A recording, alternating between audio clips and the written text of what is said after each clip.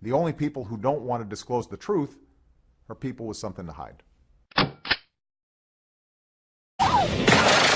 This is the Sean Hannity Show and the Stop Obama Express. The countdown to taking our country back. T-minus 174 days till Election Day 2012. Now, with the best election coverage in America, here's Sean Hannity. All right, thanks, Scott Shannon. Welcome aboard. Thanks for being with us. Toll free, it's 800-941-SEAN if you want to be a part of the program. So the other day we have author Ed Klein on the program. He's written a brand new book. It's called The Amateur, Barack Obama in the White House. And we go through a series of things that he has put into this book. Now, he's going to join us on Hannity tonight. By the way, it drives liberals nuts every time he speaks. Ed Klein, we don't trust him. Well, we can't put him on. No, well, listen to what he has to say. So he tells a story about Reverend Jeremiah Wright in the book. And we discovered that he actually had almost 3 hours of interview time with Reverend Wright. So I asked him, did you tape record them? He says yes. I said, great. I said, can we have a copy? And Ed Klein says, sure. So we have spent the last 24 hours going through the entire 3 hours, and I want to run through some of this for you. Is it because, for me, it's interesting. For me, it's fascinating. The whole story of Reverend Wright, he is like family to me.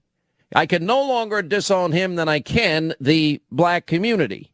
This leading up to a speech in Philly where he eventually throws Reverend Wright down the stairs. Now, in the book, there are a number of new details that come to light. In the middle of the Reverend Wright fiasco for the president back in the last election cycle, there's a private meeting that takes place between Wright and Obama. We also learn that Reverend Wright, he tells Ed Klein that, in fact, he was offered money not to preach, not to speak between March and November and the election in 2008. He also has an exchange with the president. My name comes up about, 3 times in this whole thing. Anyway, this is it. This is the interview, the Wright interview, and I want to go through this step by step. Here is Reverend Wright telling Ed Klein he has an email offering him money not to preach. What's in the box? An email offering me money not to preach at all between the explosion of the media the first week in March and November election. Email from whom? One of his friends. Whitaker. Huh? Whitaker. Yeah. All right, pretty interesting. So he's acknowledging here, and it came from Eric Whitaker. Now, this part was not in the book, but Ed Klein told us in the interview that we had with him. We'll get into more details when he's on Hannity tonight. One thing that was pretty interesting to me, again, all little nuggets, all little tidbits, all coming from somebody very close to the Obamas that feels betrayed by Obama. And in this case, he says about the Obamas that, hey, church is not their thing, never was their thing. And Klein points out that it was an integral part of the Obamas' politics, and that, in other words, that church for them seems to just be a constituency that he needed for his political ambition. Listen to this. My point has been, and I haven't said this publicly to anybody, that like you talk about Toni Morrison, or you talk about, I know on occasion, Maya Angelou, you talk about these black women, they grew up in a church, most of them. Yes. She didn't. She grew up in a Hyde Park kind of Jack and Jill Lynx, middle income, who think they're middle class environment. She didn't go to church for years. Father was a priest in Catholic. And when she came to the church, both of them came to the church. Their kids weren't raised in the church like you raise other kids in Sunday school and this, you know? No. No. Because that church is not their thing. It never was their thing.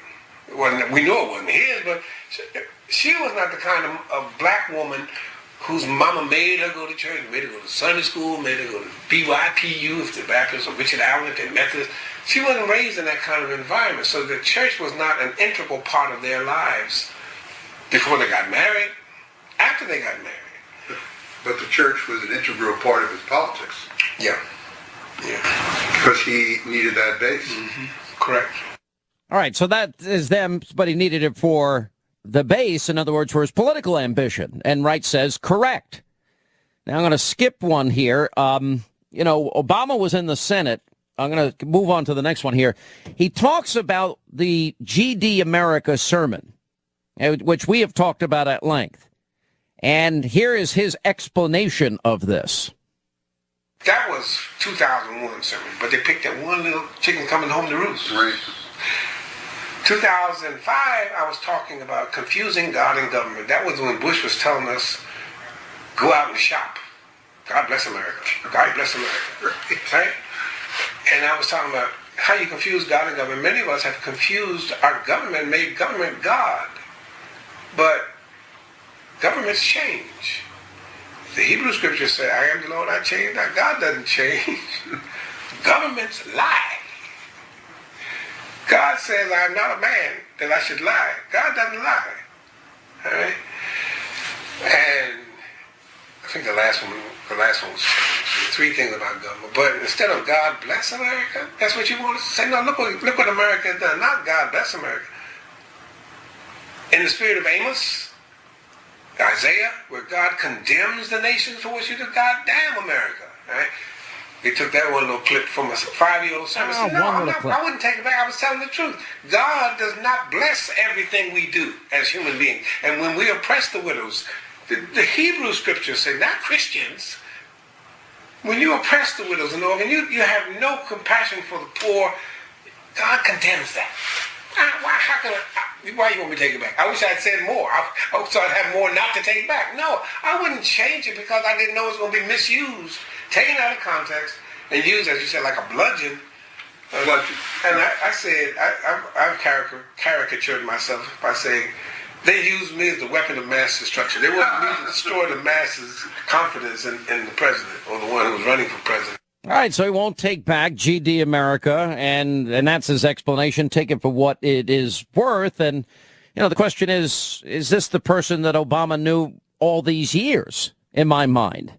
Now, Wright says back in 2010 at a speaking engagement in Los Angeles that a pastor came up to him and told him that Hillary Clinton's campaign paid him money to tear down Wright. And the pastor said that Hillary paid black preachers to attack him. And to go back to another point that you raised that was also very true, I really had forgotten about it until 2010. It was 2010. I was in Los Angeles, and there was a pastors' meeting, an interdenominational pastors' meeting, and they asked me to speak. After the questions and answers and all that, one of the pastors came up to me. He said, this has nothing to do with your election. I just want you to know this. Please don't think it was just Republicans after you. I said, what? He said, I was offered money by the Hillary Clinton campaign to tear you down. Really? He said, but I knew you, so I didn't take the job. But I can tell you the guy here in Los Angeles who took it, she paid black preachers to attack you. All right, so that's that point. Now, Klein asked Wright if he thinks Obama has helped his fellow African Americans and done things about social inequality. Wright says no. Here's what he says. Barack Obama came to Chicago with the idea that he wanted to do something about social inequality, social justice, and helping his African-American brothers. Now, he's been in the office for 3 years now. Has he done that while he's been in office, in your view? In my view, no. I'm smiling because my son, the guy who adopted me, who gave me the nickname Daddy J, Frederick Douglass Haynes, called me last night. And he said, what's the last night? Wednesday, Tuesday, there was a meeting at the White House. Last night was Thursday. So it was Wednesday. There was a meeting Wednesday at the White House of black religious leaders. Oh, really? Yeah. I didn't know that. And really what it was, he said it was called a conference. And he went to the conference. He said there wasn't no conferring.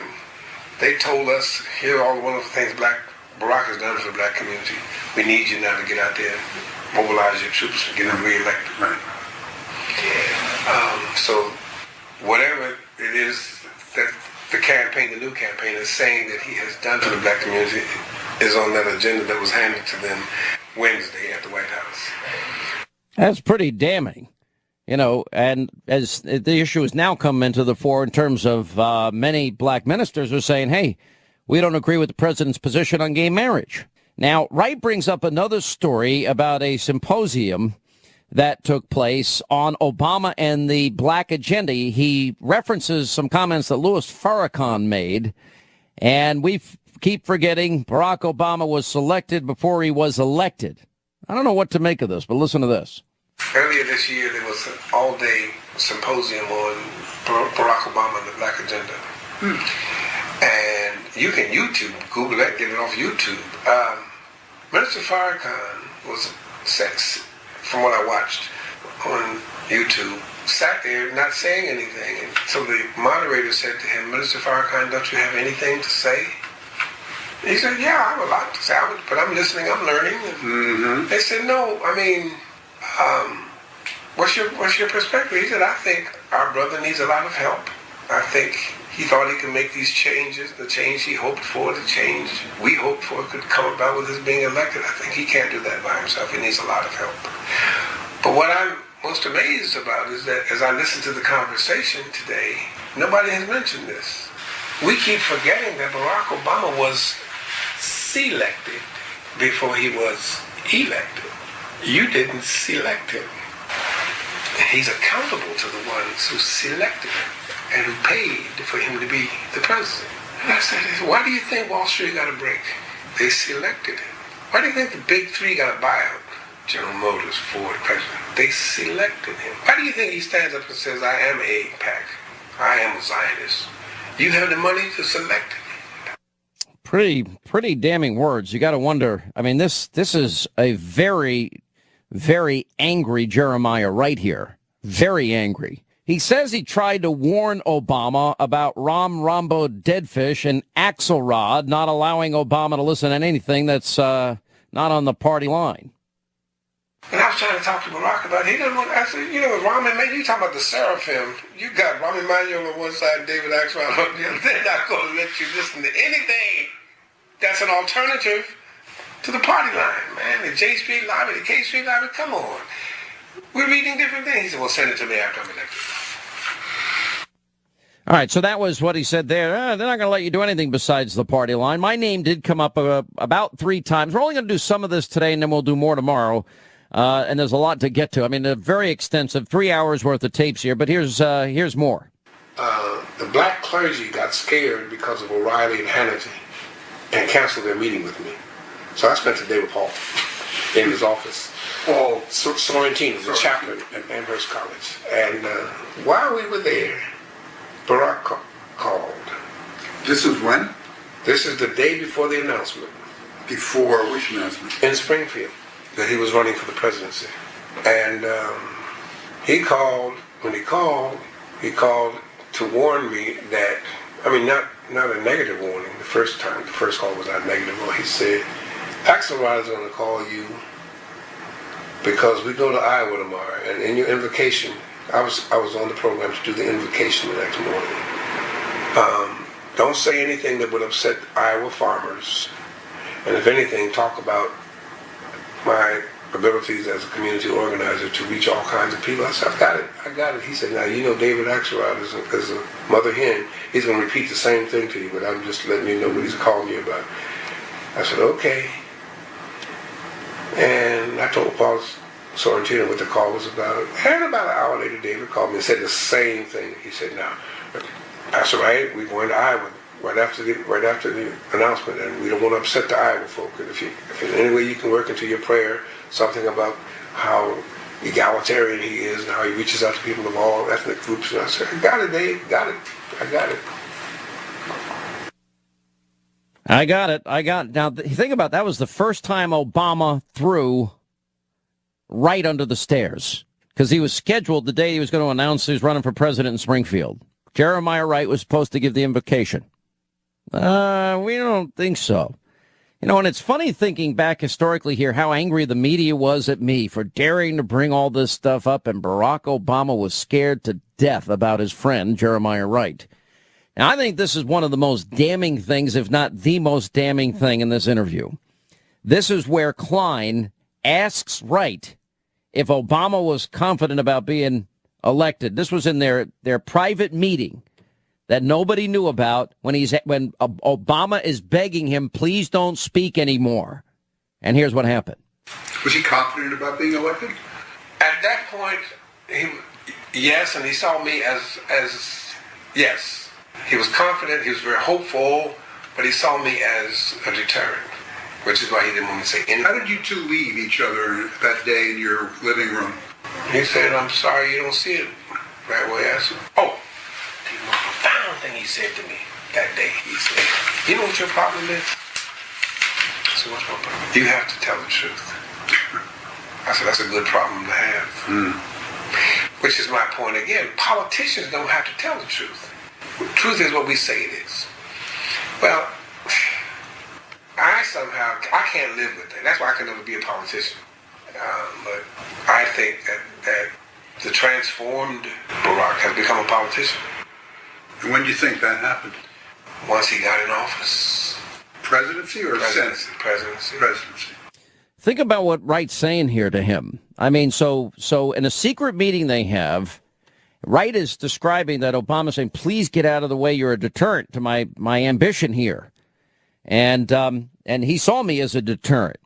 And then Obama tells him, you know what your problem is? You have to tell the truth. Wright says, well, that's a good problem to have. Wright says, think about how that's basically Wright is saying about his friend that he would say anything to get elected. And they tried to hide it.